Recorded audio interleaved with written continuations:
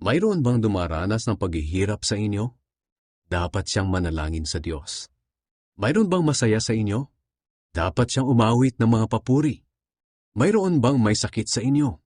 Dapat niyang ipatawag ang mga namumuno sa iglesia para ipanalangin siya at pahiran ng langis sa pangalan ng Panginoon.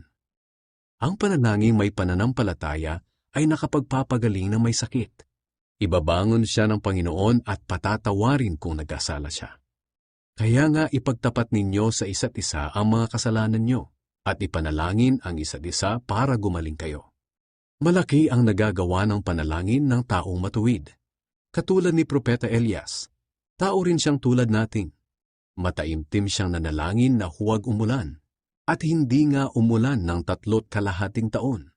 At nang nanalangin siya para umulan, bumuhos ang ulan at namunga ang mga pananim.